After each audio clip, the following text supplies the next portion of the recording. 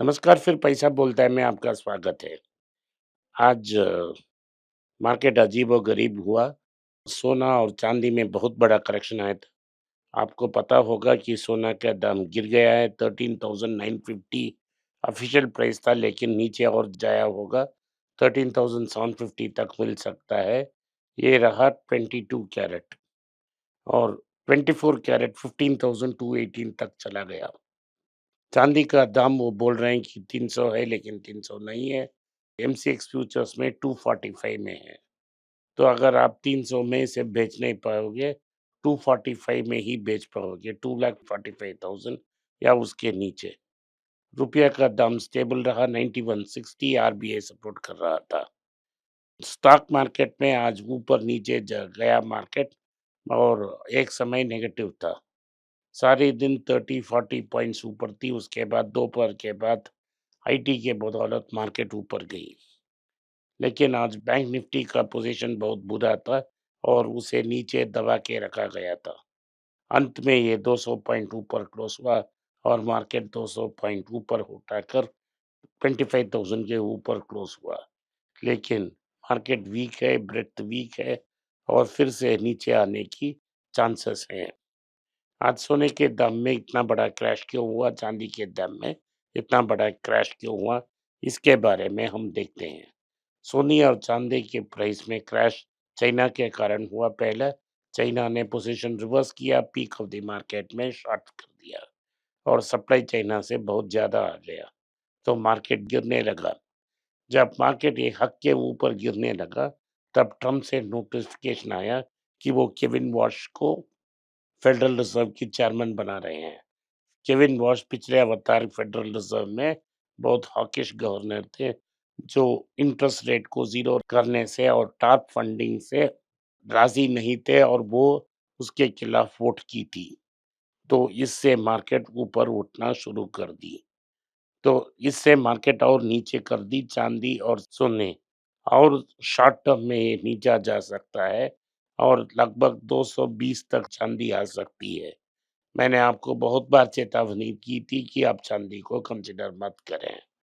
इसके बाद मार्केट फिर से राइज होगा, क्योंकि अमेरिका में इंटरेस्ट रेट्स ऊपर नहीं जा सकते। तो इसके कुछ करेक्शन के बाद फिर से स्लोली सोना ऊपर जाएगी। आज मार्केट में बहुत सारे न्यूज़ेस हैं जो हमारे लिए बहुत फेवरेबल है। टाटा मोटर पैसेंजर व्हीकल, जिसको मैंने कई बार रिकमेंड किया, अपना जनवरी का सेल्स 47% ऊपर हुआ। इसमें लगभग 72,000 कार्स उन्होंने बेचे, इसमें 71,200 एंड ऑड भारत में बेचे। नेक्सॉन का 10 लाख कार बिक गया। टिगोर, जो उनका दूसरा बड़ा ब्रांड है, लगभग 7 लाख गाड़ी बिक गई है। पंच में 19,000 गाड़ी बिक गई है। ओवरऑल टाटा मोटर्स के लिए, कार्स के लिए सबसे बेहतरीन मंथ होगा और कई साल के बाद टाटा पैसेंजर व्हीकल ने इतना उम्दा परफॉर्मेंस की। ओवरऑल टाटा मोटर्स के लिए अच्छी खबर थी और टाटा मोटर्स पैसेंजर व्हीकल की शेयर्स लगभग 4% ऊपर उठी। भारत की बजट में आप लोगों के लिए एक बुरी खबर है। मैंने आप सबको यही कहा था कि आप सॉवरेन गोल्ड बॉन्ड मत कंसीडर करें, क्योंकि सरकार अपने वादा से पीछे जाएगी। क्योंकि एक बार ₹500 और ₹1000 में वापस गई है, इस पे भी वापस जा सकती है।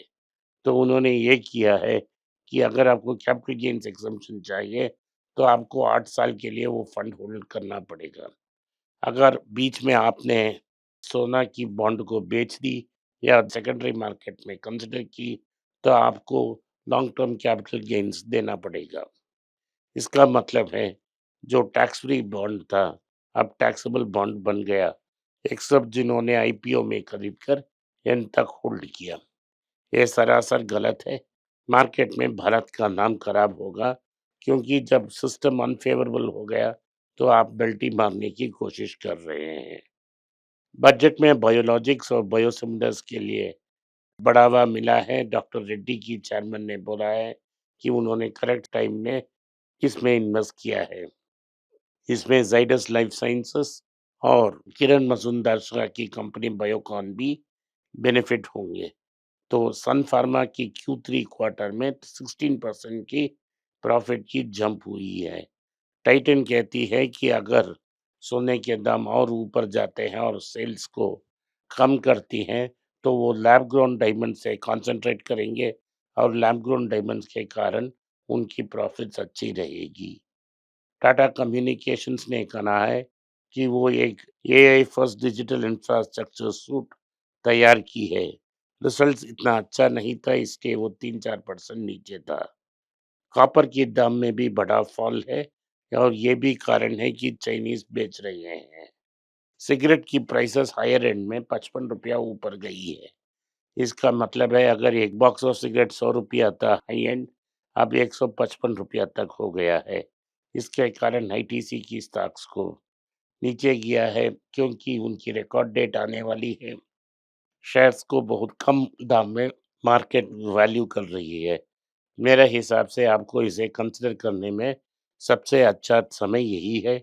आप आईटीसी को कंसिडर कर सकते हैं। आईडीएफसी फर्स्ट की Q3 प्रॉफिट्स 48% इंक्रीज हुई है। ये बेटर एसेट मैनेजमेंट और एसेट क्वालिटी के कारण हुआ है, क्योंकि निम तो इम्प्रूव नहीं हुआ है। एक्साइड इंडस्ट्रीज की प्रॉफिट लगभग 5% ऊपर गई है, क्योंकि बैटरी की डिमांड इम्प्रूव हुई है। लेकिन सरासर झूठ है, क्योंकि 5% बैटरी डिमांड से नहीं आती है, ये पार फॉर द कोर्स है। तो hero motor Corp hero motorcycles बनाती है। दिसंबर में उनकी सेल्स 26% ऊपर हुई है और मार्केट में उनका पोजीशन फिर से तगड़ा होती जा रहा है। तो hyundai ने कहा है कि उनकी सेल्स में भी इम्प्रूवमेंट हुई है। उनको 11.5% की ग्रोथ मिली है। टोयोटा किर्लोस्कर जो टोयोटा ब्रांड्स को बनाती है, वो कह रहे हैं कि उनकी सेल्स में 15% की बढ़ोतरी हुई है, क्योंकि मोमेंटम उनकी तरफ बिल्डअप हो रही है। इस सब में ओला इलेक्ट्रिक कंपनी ने कहा है कि वो उनकी वर्कफोर्स को 3% काट रहे हैं, 5% काट रहे हैं, क्योंकि वो टर्न अराउंड करना चाहते हैं और लेबर कॉस्ट को सेव करना चाहते हैं। जापान में इलेक्शन में मैडम तानाकची को जीत मिलने की चांसेस बहुत ब्राइट हैं। तकाची का पोजीशन बहुत स्ट्रांग है और लैंडस्लाइड विक्ट्री की ओर बढ़ रही हैं। इसका मतलब है कि बॉन्ड मार्केट नर्वस है, क्योंकि वो सेल्स टैक्स को काटने वाली है। तो मार्केट आज सुबह बहुत वीक थी, बैंकिंग सेक्टर स्पेशली वीक थी। आप इसको बैंक में कंसिडर कर सकते थे। आईटीसी भी वीक थी और बिना एचसीएल को छोड़ के आईटी स्टॉक्स में थोड़ा बढ़ावत हुई है। एचसीएल में बड़ा बढ़त हुआ था, लेकिन सारे और स्टॉक्स चीप थे। मार्केट की एंड तक डोमेस्टिक इंस्टीट्यूशनल इन्वेस्टर्स ने इन स्टॉकों को पुश की है, लेकिन यूएस की फ्यूचर्स अच्छी नहीं है। फ्यूचर्स अच्छी तरफ नहीं चल रही हैं। आज अमेरिका में मार्केट गिर सकती है। एनवीडिया ने बात की है कि उन्होंने कमिटमेंट नहीं दिया $100 बिलियन का इन्वेस्टमेंट को, उन्होंने सिर्फ बातचीत की है। वो कह रहे हैं कि ओपन एआई में उनका इन्वेस्टमेंट केस पे केस होगा। जब एक्चुअल प्रपोजल पैसा लगाने के बारे में आएगा, तब वो सोचेंगे। लेकिन ओरेकल तो $50 बिलियन का क्लाउड कंप्यूटिंग करने के लिए पैसा डिप्लॉय कर रही है। अगर मार्केट थोड़ा और वीक रहा और Kevin Warsh interest rates increase करते हैं, तो ये बबल बस्ट हो सकता है। आज के लिए इतना ही। आपने इस पॉडकास्ट को सुना, इसके लिए मैं आपका आभारी हूँ। हो सके तो वीडियो को लाइक कीजिए, चैनल को सब्सक्राइब कीजिए और बेल नोटिफिकेशन दबाएं। इस वीडियो को अपने दोस्त और रिश्तेदार के पास भेजें और उन्हें देखने की आग्रह करें। नमस्कार, धन्यवाद, जय हिंद। नीचे एक ईमेल स्क्रॉल हो रहा है, इसका ईमेल एड्रेस है पैसा बोलता है .np@gmail.com। अगर आप मुझसे संपर्क करना चाहते हैं, तो इस ईमेल में मेल भेजें, मेरी टीम आपसे बात करेगी। फिर से बता रहा हूँ मैं, पैसा बोलता है .np@gmail.com। इसमें आप मेल भेज सकते हो, मेरा टीम आपसे संपर्क करेगा।